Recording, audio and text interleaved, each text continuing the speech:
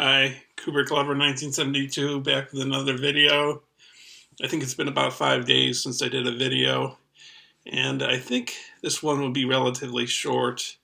This video is going to cover Orson Welles and Carol Reed. I decided to put them together because of The Third Man, and I have The Third Man. I'll be showing that. But first, I'll show the Orson Welles movies I have. I have this one already on DVD, but I bought the Blu-ray. It's the same thing as the DVD copy I had, but I wanted the Blu-ray, and it's regarded as the greatest movie ever made. I'm sure you know what this is. Anyways, it's Citizen Kane, 70th anniversary edition. When I had tapes, I also had the 50th anniversary edition, which had a documentary that came with it after you watch a movie on the tape. So you got this right there. That's the film. And you got the special features. Well, actually, The Battle Over Citizen Kane, which is a documentary about, I think, William Randolph Hearst, and who could be lightly based on this film. There's a lot of comparisons that ring true, I guess you could say. You can see the Kane estate right there. What's it called? Xanadu, which sort of is like San Simeon for Hearst. Same thing back here, just as Xanadu. And then, of course, you have the pictures. You got Orson Welles right there.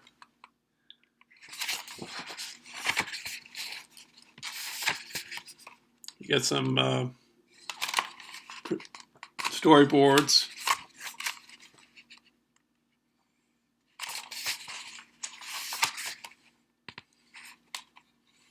Yeah, it's got a quote, Mr. Bernstein, if I hadn't been rich, I might have been a really great man.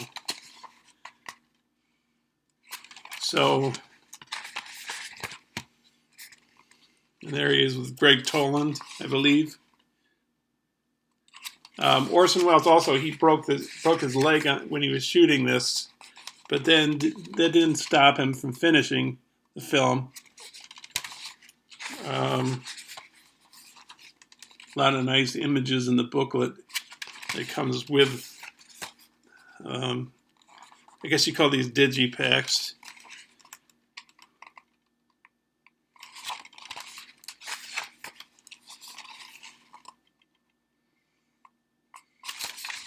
And Orson Welles and Joseph Cotten right there.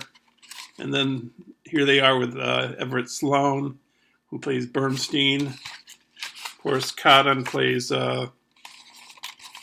Jebediah Springfield. Is that his name? I can't remember. What was it? Character? No, Jebediah Leland. That's right. Yeah. Jeb Leland, right. I should know that. I've seen this film 1,000 times. That's Leland campaigning for Wells as governor. That's when he first gets married.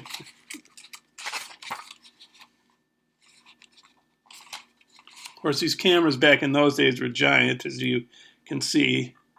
I think they were Mitchell cameras, if I'm not mistaken. And there's Susan Alexander, Kane's second wife, doing opera at the opera house that Kane has made for her. Newspapers.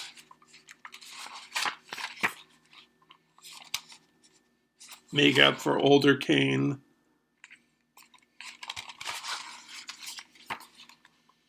$49,000 acres of nothing but scenery and statues. I'm lonesome. That's what the Kane's second wife is saying.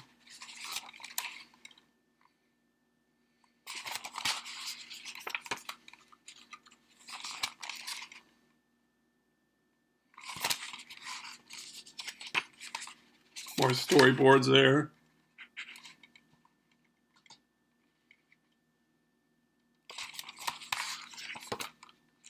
Mr. Kane was a man who got everything he wanted and then lost it. Maybe Rosebud was something he couldn't get or something he lost. Anyway, he wouldn't have explained anything. I don't think any word can explain a man's life. No, I guess Rosebud is just a piece in a jigsaw puzzle. A missing piece.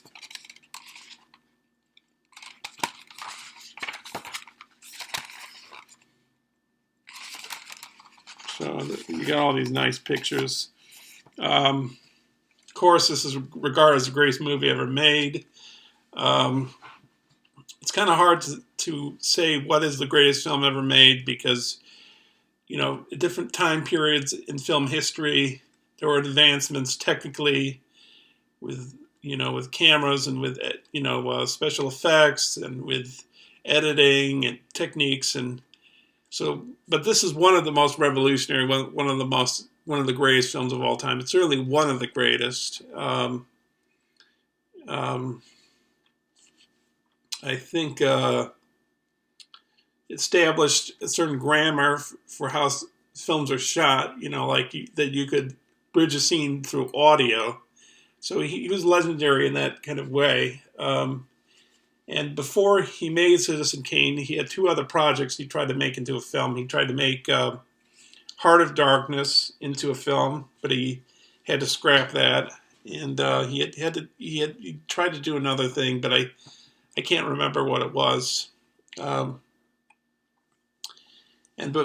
Before that, he did a broadcast on radio of The War of the Worlds by H.G. Wells. And he had the Martians attacking New Jersey. And he started his broadcast while other people were listening to other radio broadcasts. And when they switched over, they really thought Martians were attacking America. And I think he sort of knew this, and he got a little harangued or bothered about that. But so and then previous to that, he did an all black performance of Macbeth in Harlem, and that I think was in the early 30s. I think the Orson Welles, the War of the Worlds thing was in the mid 30s. So he was way ahead of his time. And the next film he did, I don't know if it was the next, because he made The Magnificent Ambersons, which I've only seen parts of, and I recorded off the TV when I used to live in my house, but I don't live there anymore, and I don't have cable or anything. But at the time, I had Magnificent Ambersons, but it was I didn't have cable there. I had cable at the last place I was at, but I had television. It just the reception wasn't good, so I didn't really see the Magnificent Ambersons really that well. The reception wasn't that good, so I can't really say what my opinion of Magnificent Ambersons is. But a decade or so later, a little more than a decade later, he made Touch of Evil, which is a masterpiece, probably regarded as the greatest B film ever made, one of the greatest noir films ever made. And it has a great cast, besides Orson Welles. It has Janet Leigh, it has Charlton Heston, it's got Joseph Coletta, I guess, Marlene Dietrich, Zsa Zsa Gabor, Akim Tamarov.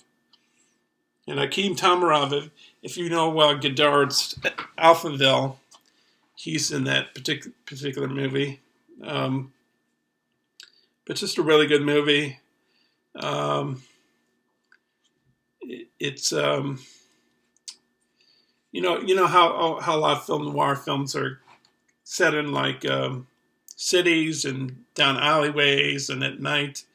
Well, this is sort of stands it on its head and puts you in the desert, on the open and in the nature, and I think it stood noir on its head a little bit and changed things a little bit, and there's a lot to this film as well as Citizen Kane. Some people think maybe even it's better than Citizen Kane. I certainly think it's one of the greatest films that Wells did. And I don't know. I mean, Citizen Kane is definitely a masterpiece, but this is a contender as well, I think. This film I haven't watched. I've shown it before on my channel. I showed it last year when I bought Criterion's from the Criterion sale. In fact, these next two I'm showing, I bought them during sales, and I think I showed them on my Barnes & Noble sale videos, but I'll show them again because of Orson Welles. And that's Chimes at Midnight, which I have not watched. I only watched a little bit of the starting. I watched the trailer. Okay, so the crowning achievement of Orson Welles' extraordinary cinematic career, Chimes at Midnight was the culmination of the filmmaker's lifelong obsession with Shakespeare's ultimate rapscallion, Sir John Falstaff. Usually a comic supporting figure, Falstaff, the loyal, often soused friend of King Henry IV's wayward son, Prince Hal, here becomes a focus. A robustly funny and ultimately tragic screen anti-hero played by Welles with looming, lumbering grace. Integrating elements from both Henry IV plays as well as Richard II, Henry V, and the Merry Wives of Windsor, Welles created a gritty and unorthodox Shakespeare film as a lament. He said, "For the death of Merry England," poetic, philosophical, and visceral, with a kinetic centerpiece, battle sequence that rivals anything in the director's body of work, Chimes at Midnight is as monumental as the figure at its heart. So it's got audio commentary featuring film scholar James Nairmore, author of The Magic World of Orson Welles, which I have read that book, but I read a long time ago, like several decades ago. A few decades ago. New interview with actor Keith Baxter. New interview with director Orson Welles' daughter, Beatrice Welles, who appeared in the film at age 9. New interview with actor and Welles biographer Simon Callow. New interview with film historian Joseph McBride, author of Whatever Happened to Orson Welles. Interview with Welles while at work editing the film from a 1965 episode of The Merv Griffin Show. Trailer and an essay by film scholar Michael Anderegg. So, and I didn't look to see if Touch of Evil had anything that came with it. It just sort of go back for a second, but this also has Dennis Weaver in it. He would later star in Steven Spielberg's first feature, which was Duel, and he played the protagonist in that movie. He has a small part in this. Going back to Chimes at Midnight, I think Sir John Gielgud is in this, if I'm not mistaken. Yeah, I think I showed this.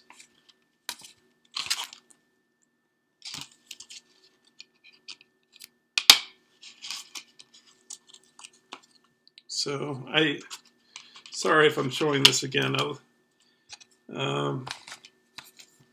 just briefly show this. And I really can't do a review of this because I have not seen it before. So I guess when I get to the point of watching this, maybe I'll do an analysis of it. Next one is F for Fake. Trickery, Deceit, Magic, and F for Fake, a free-form sort of documentary by Orson Welles, the legendary filmmaker and self-described charlatan, gleefully re-engages with the central preoccupation of his career, the tenuous lines between illusion and truth, art and lies. Beginning with portraits of the world-renowned art forger Elmer de Horry and his equally devious biographer Clifford Irving, Welles embarks on a dizzying journey that simultaneously exposes and revels in fakery and fakers of all stripes, not the least of whom is Welles himself. Charming and inventive, F for Fake is an inspired prank and a clever examination of the essential duplicity of cinema. It's got audio commentary from 2005 by co-writer and star Oja Kodar and director of photography Gary Graver. Introduction from 2005 by filmmaker Peter Bogdanovich. Episode of the talk show Tomorrow from 1975 featuring an extensive interview with Welles. Orson Welles' One-Man Band, a documentary from 1995 about Welles' unfinished projects. Almost True, The Noble Art of Forgery, a 52-minute documentary from 1997 about an art forger, Elmer Dahori. 60 minutes, interview from 2000 with Clifford Irving about his Howard Hughes autobiography hoax. Audio recording of Hughes' 1972 press conference exposing Irving's hoax. Extended 9-minute trailer, and an essay by critic Jonathan Rosenbaum. So that's F for Fake.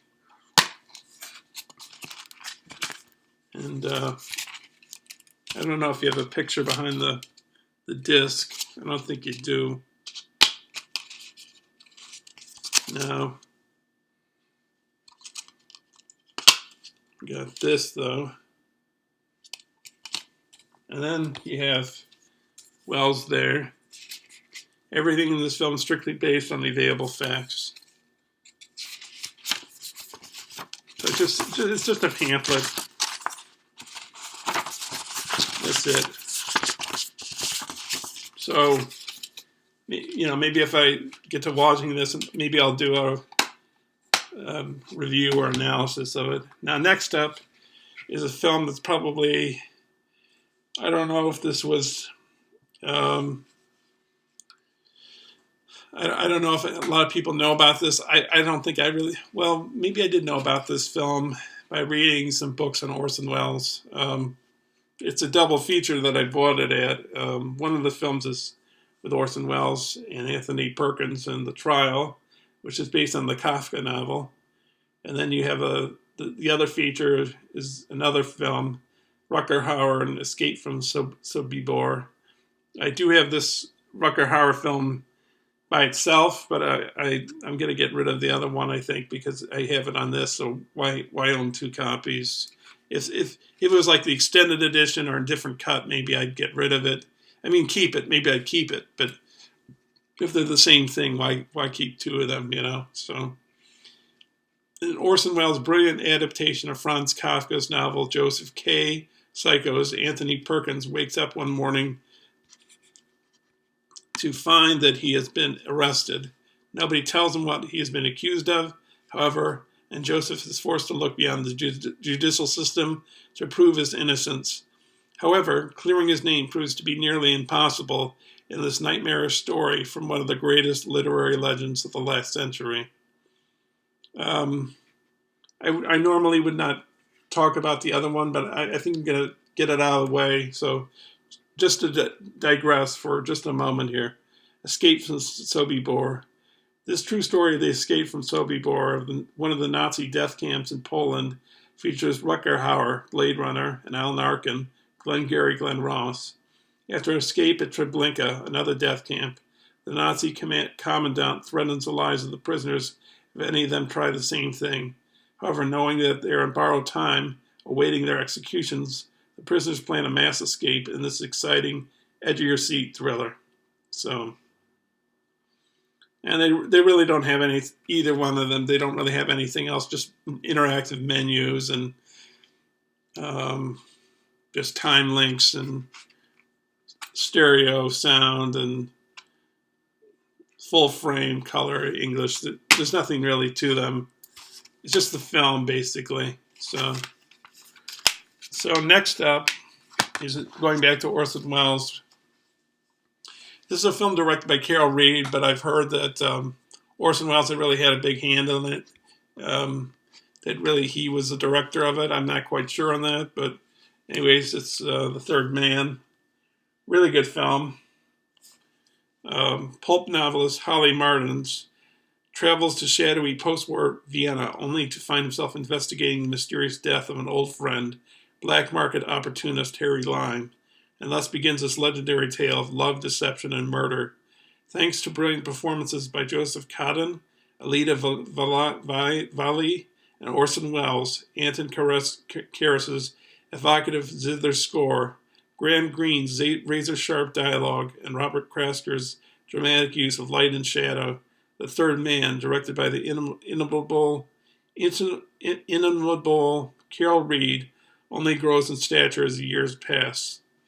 So it's got a video introduction by writer-director Peter Bogdanovich, 2 audio commentaries, one by filmmaker Steven Soderbergh and screenwriter Tony Gilroy, and one by film scholar Dana Pollan. A bridge recording of Graham Greene's Treatment, read by actor Richard Clark.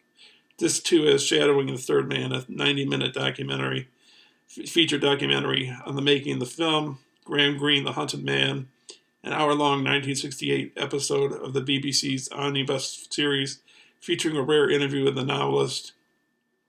Who Was the Third Man, 2000, a 30-minute Austrian documentary featuring interviews with cast and crew. The Third Man on the Radio, the 1951 A Ticket to Tangiers episode of the series The Lives of Harry Lime, written and performed by Orson Welles, and the 1951 Lux Radio Theater adaptation of The Third Man. Illustrated production history with rare behind-the-scenes photos, original UK press book and US trailer, actor Joseph Coddens' alternate opening voiceover for the US version, archival footage of post-war Vienna, a look at the untranslated foreign dialogue in the film, and a booklet featuring essays by Lux Sant, Charles Drazin, and Philip Kerr. And the end of this film takes place in the sewers of Vienna, and Orson Welles wouldn't go into the sewer, so they had to have a stand-in go in for him. And you got the Ferris wheel there. You got right here. You got the inner part of this Ferris wheel, and then you have the outer part right there, and you have this booklet.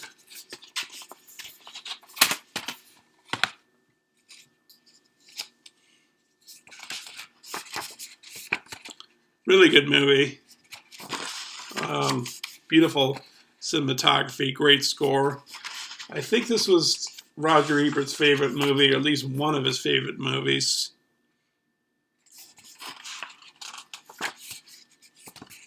Also, you'll see Bernard Lee in this, who plays M in the first part of the James Bond series.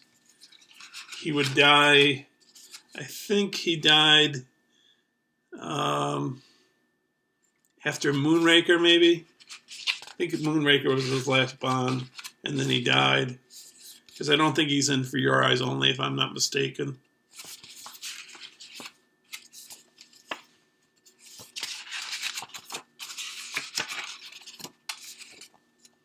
But excellent movie.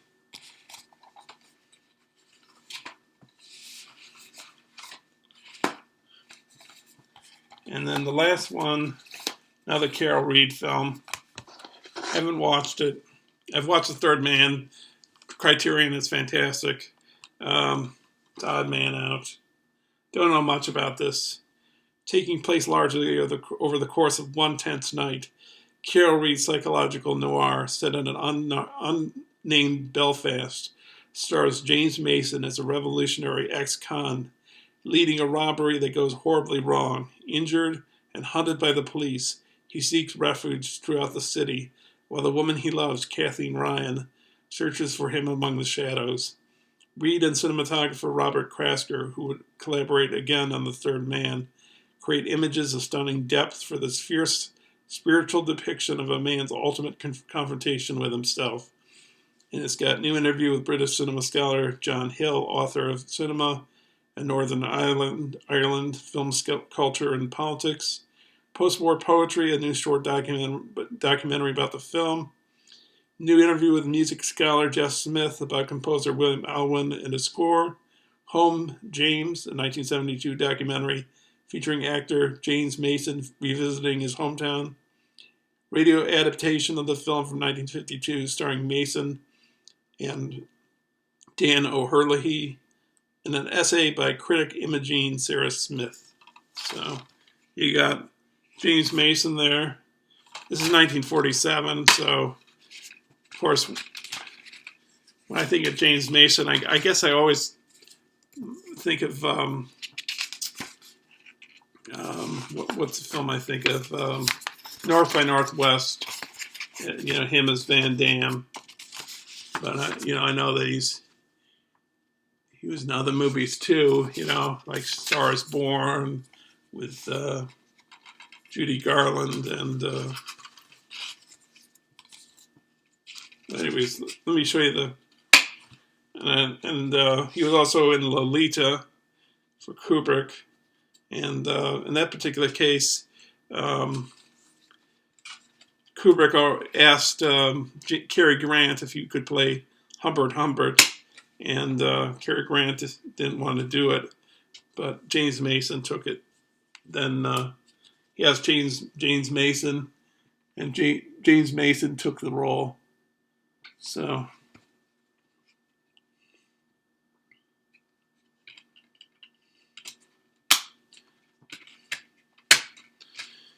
So anyways, that's Odd Man Out. And that finishes it. Well, I thought maybe this episode would be less time, maybe, I don't know, 15 minutes or something, but it's almost 30 minutes. So, so what do we got next to do? Okay, so we got to do Seinfeld at some point. That'll be a whole video. I don't know how long that'll be. Might be half an hour long. I think I'm going to do all the Criterions all together, but they won't be grouped by director or country or subject matter, whatever. They'll just be a smattering here and there. I mean, the be like, I'll do as many as I can in maybe 30, 40 minutes, and if I have more left over, I'll do another video with them. And also, at some point, either before or after that, I will do my other non-Criterion films. And I might split it up even more with Blu-rays and DVDs. And I've worked somewhat on the tower because I rearranged stuff, and I took the Disney films that were on the tower and I put them in one of my bookcases instead. So I covered a lot of the directors on those shelves, not on shelves, on the tower, I mean. So I don't know if I have any more directors to cover on that tower. I think I've covered basically everybody, every director that I have like a substantial amount of their work. I mean, I do have other directors, but when I have those, I might have one or two or something of theirs, and I don't have a whole group of their films. So, anyways, be on the lookout. Sorry, I haven't been on in 5 days, I guess, but you know, I don't know. I just didn't get around to doing it. And anyways, check out my other videos. I have GarageBand videos. Most of those, almost all of those videos are loops I linked together and mixed. More hits on that would be appreciated.